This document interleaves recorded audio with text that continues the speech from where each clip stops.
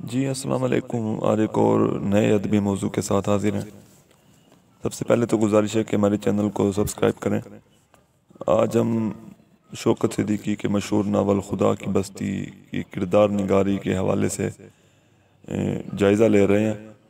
شوکت صدیقی کا ناول خدا کی بستی ہمارے دور کا ایک آئینہ ہے جس میں ہم اپنا چہرہ بھی دیکھ سکتے ہیں۔ یہ اس دور کی کہانی ہے جس میں ابھی تک اقتصادی، معاشرتی، تہذیبی اقدار کا تعین بھی نہیں ہو سکا، جس میں معاشرہ جو ہے وہ شکست و ریخت اور طبقاتی کشمکش سے دوچار ہے۔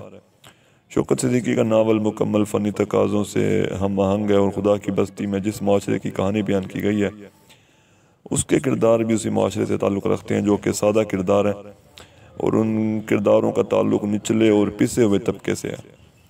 خدا کی بستی جو ہے وہ ایک کرداری ناول نہیں ہے، لیکن چند کرداروں کی زندگی کے چند اہم مثال اور واقعات جو ہیں وہ اس ناول کی کہانی میں بیان کیے گئے ہیں۔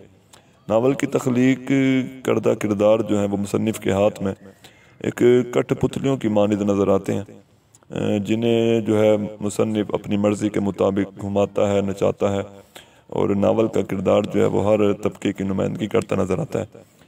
ناول کا ہر کردار مکمل اور انفرادی اور منفرد ہے، اور ہر کردار ایک کہانی لیے ہوئے ہے۔ شوکت صدیقی نے زندگی کے ہر طبقے کے کرداروں کو ناول میں شامل کیا ہے۔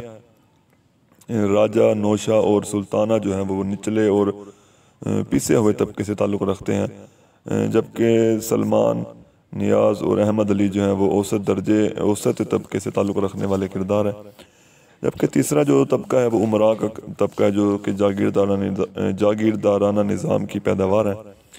ان کی نمائندگی جو ہے وہ نواب فرزند علی خان کر رہے ہیں۔ تمام کردار اتنے جاندار، مکمل ہیں کہ ہم انہیں بھلا نہیں سکتے۔ ناول کے اکثر کردار مسائل اور مصائب سے دوچار ہیں۔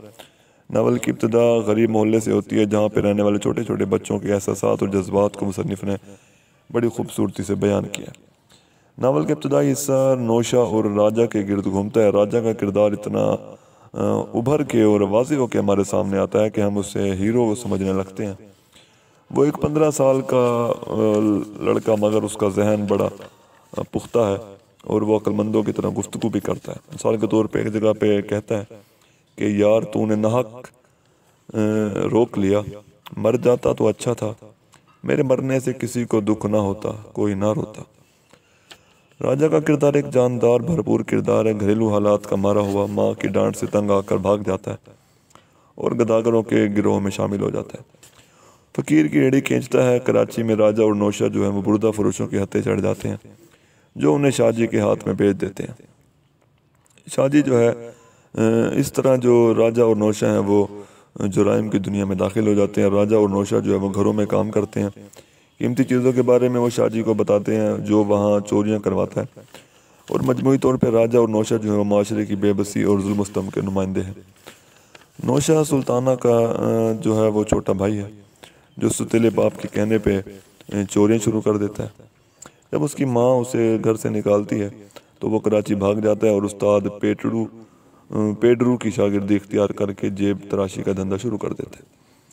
نوشہ کو اپنے سوتیلے باپ نیاز سے نفرت تھی۔ وہ نوشہ کی ماں پہ ظلم کرتا تھا، مگر جب نیاز نوشہ کی بہن کو ہوس کا نشانہ بناتا ہے تو نوشہ نیاز کو قتل کر کے خود کو پولیس کے حوالے کر دیتا ہے۔ راجہ اور نوشہ دوست ہیں، دونوں حالات کے مارے ہوئے۔ راجہ جتنی بار بھی تنگ آ کے خودکشی کی کوشش کرتا ہے تو نوشہ اسے بچا لیتا ہے۔ راجہ ایک حساس بچے کی طرح روتا ہے۔ راجہ کے اندر جو ہے وہ خودداری ہے، اگرچہ کم سن ہے مگر پھر بھی وہ حالات سے لڑتا ہے۔ شاہ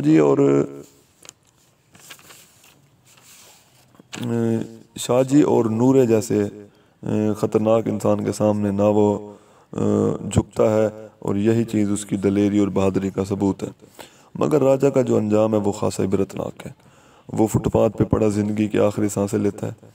وہ انسانوں سے مایوس ہو کر کتے کو ساتھی بنا لیتا ہے اور ایڑیاں رگڑ رگڑ کے مر جاتا ہے۔ نوشہ کا کردار بھی اسی طبقے کی پیداوار ہے جس سے راجہ کا تعلق ہے۔ ایک ہی ماحول اور کافی سال اکٹھے گزرنے کی وجہ سے دونوں کا راستہ اور منزل بھی تقریباً یکساں ہے، لیکن بعض مشترک صفات کی وجہ سے دونوں جو ہیں وہ ایک دوسرے سے مشترک صفات ہونے کے باوجود دونوں جو ہیں وہ ایک دوسرے سے خاصے مختلف بھی ہیں۔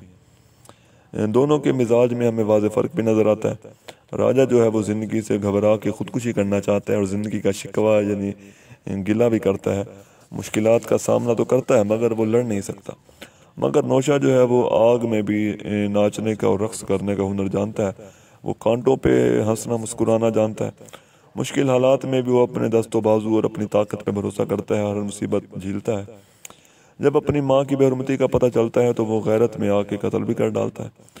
راجہ کو زندگی کا درس دینے والا نوشہ جو ہے اپنی ماں بہن کی بے عزتی برداشت نہیں کر پاتا، خون سے انتقام کی آگ کو بجھاتا ہے، وہ بزدلوں کی طرح بھاگتا نہیں، مسکراتا ہوا وہ خود کو قانون کے حوالے کر دیتا ہے، اور اس کا یہ کام جو ہے اور اس کا یہ جو فعل ہے وہ اسے ایک با حوصلہ اور باہمت کردار ثابت کرتا ہے۔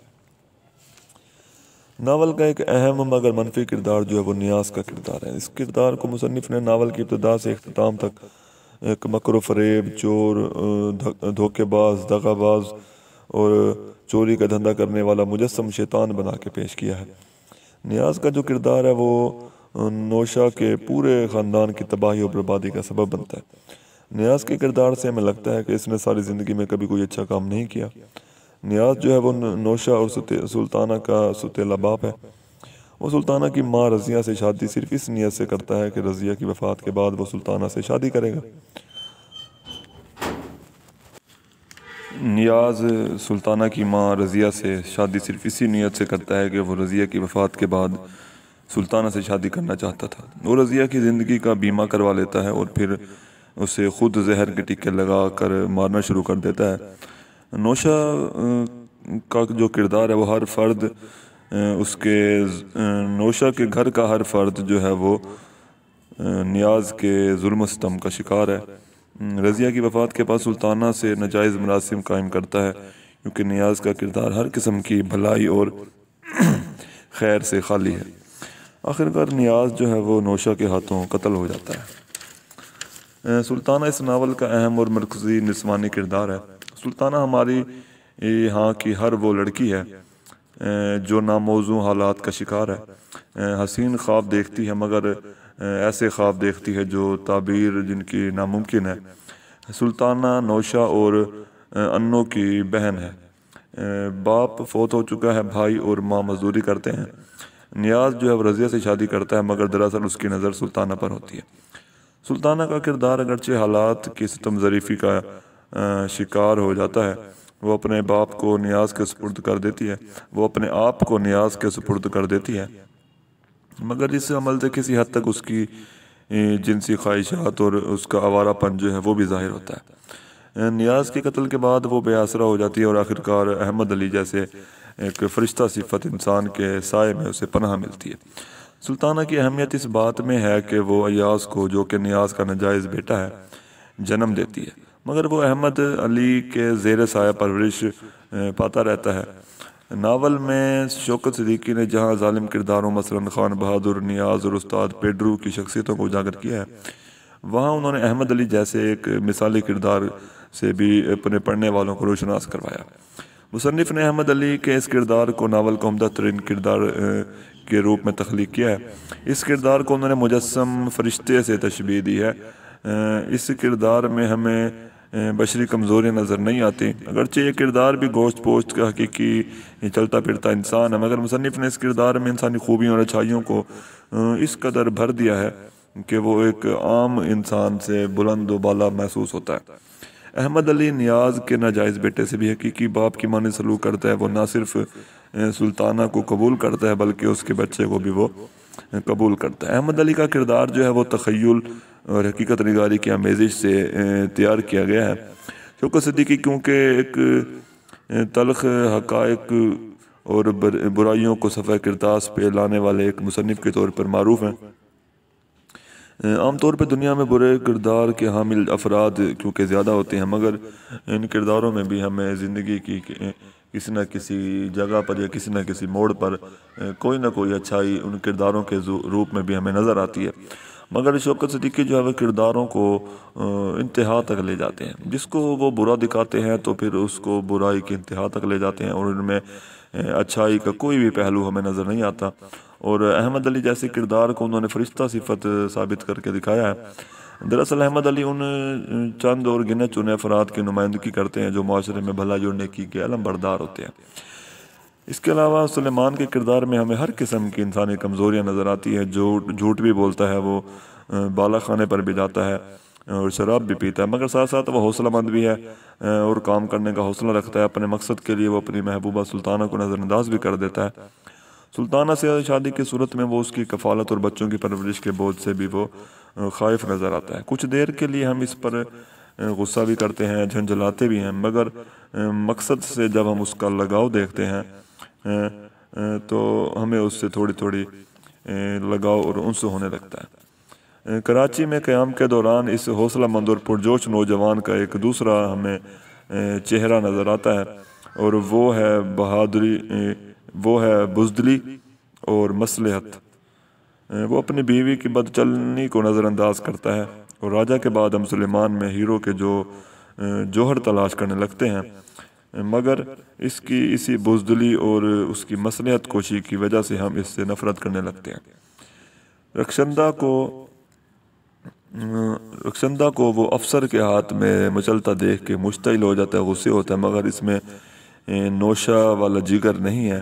اس کا حل جو ہے وہ یہی سوچتا ہے کہ نوکری سے استعفیٰ دے دیا جائے اور رخشندہ کو طلاق دے دی جائے۔ وہ سکائی لارک کے لیے پھر سے نئے جوش و جذبے سے ابھرتا ہے۔ فلک پیما کے دفتر میں سلطانہ کو دیکھ کر اس کے دل میں جذبات ابھرتے ہیں، مگر اب سلطانہ جو ہے وہ احمد علی کی بیوی ہے۔ مگر اس آخری شکست کے بعد جو ہے وہ سلمان اپنے آپ کو اجتماعی فلاح کے لیے وقف کر دیتا ہے اور یہی اس کی کامیابی ہے اور یہی اس کی عظمت ہے۔